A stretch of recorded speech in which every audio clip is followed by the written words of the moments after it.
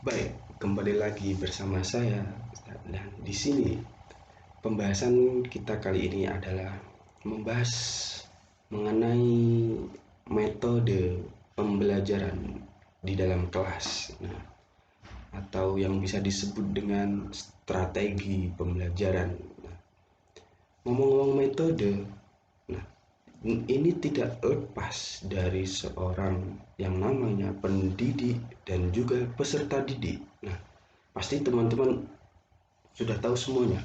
Pendidik itu yang dimaksud adalah guru.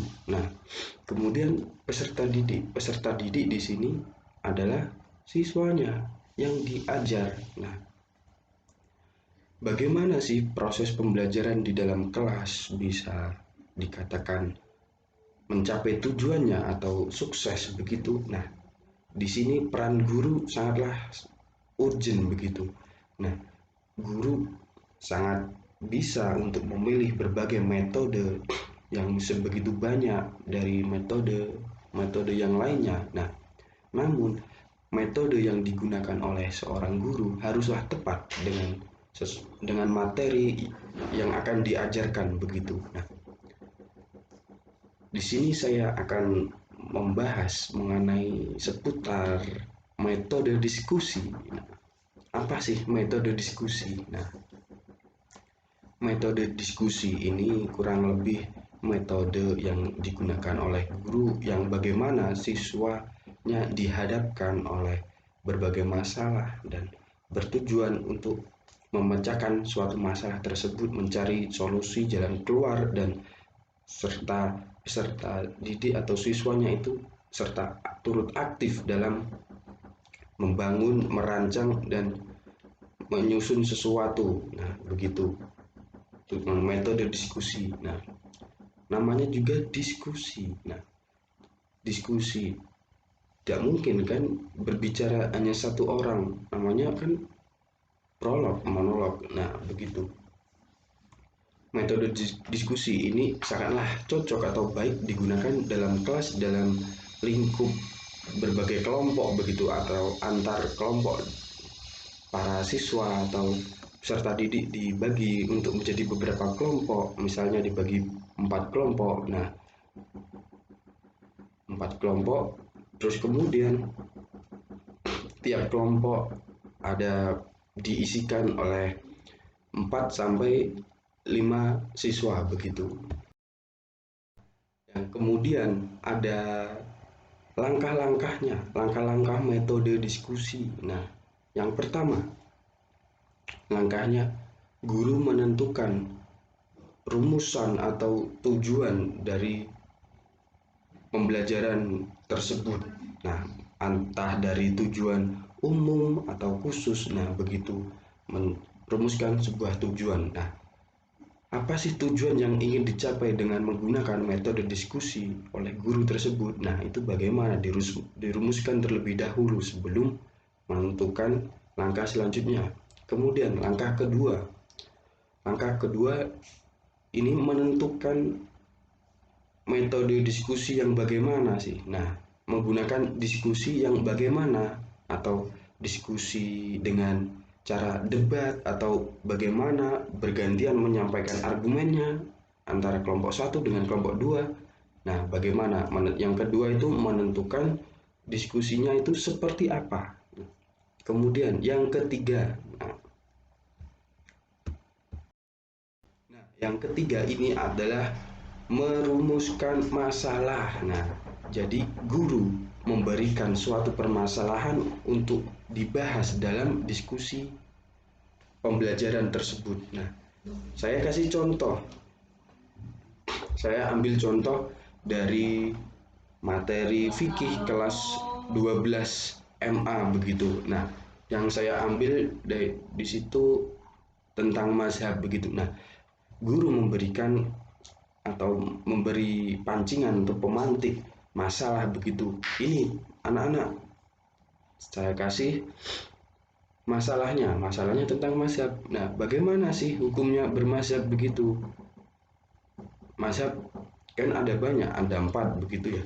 Bagaimana melakukan mazhab yang satu? Terus kamu kelompok ini bagaimana melakukan mazhab yang kedua, apakah bisa berjalan bebarengan atau malah bermusuhan. Nah, disitulah dicari jalan keluarnya, kelompok per kelompok melakukan diskusi dengan bagian mazhab tersendiri. Nah, kemudian melakukan diskusi atau sharing begitu, bagaimana pendapat dari mazhab ini, oh ini tidak boleh begini. Nah, kemudian dari pendapat yang satunya, oh ini nggak boleh begini. Nah, jadi jalan keluarnya ya udah kita jalan bareng-bareng. Nah, begitu angka. Kemudian setiap metode atau strategi pembelajaran pasti punya kelebihan dan kekurangan. Tidak ada satupun metode atau strategi pembelajaran yang sempurna begitu. Nah, juga terdapat kelebihan di metode diskusi kali ini. Nah, kelebihannya antara lain yang pertama, memberikan pemahaman kepada siswa bahwa suatu permasalahan atau masalah itu dapat dipecahkan dengan berbagai macam cara, tidak hanya dengan cara satu. Nah, begitu. Yang kedua, dengan berdiskusi, siswa dapat bisa mengemukakan pendapatnya masing-masing atau mengemukakan isi pikirannya masing-masing. Nah, jadi dengan begitu siswa memiliki pengetahuan yang lebih yang diambil dari teman-temannya dan juga bisa jadi dari gurunya. Nah, yang terakhir dari kelebihan metode diskusi ini adalah membiasakan siswa untuk lebih bermusyawarah lagi ke depannya terhadap di lingkungan masyarakat. Nah, dengan berdiskusi ya, ketika ada suatu masalah tidak hanya dilakukan dengan kekerasan, bisa dilakukan dengan cara baik-baik, ngobrol baik-baik begitu dan dicari jalan keluarnya. Kemudian pasti ada kekurangan dari metode diskusi ini. Apa saja kekurangan dari metode diskusi? Nah, yang pertama, kekurangan pertama dari metode diskusi adalah membutuhkan waktu yang begitu panjang begitu. Tidak mungkin kan waktu pembelajaran materi perbandingan mazhab begitu dikasih waktu 5 menit untuk berdiskusi kan tidak cukup. Nah, biasanya kan pasti ada molor-molornya begitu. Nah, yang kedua, digunakan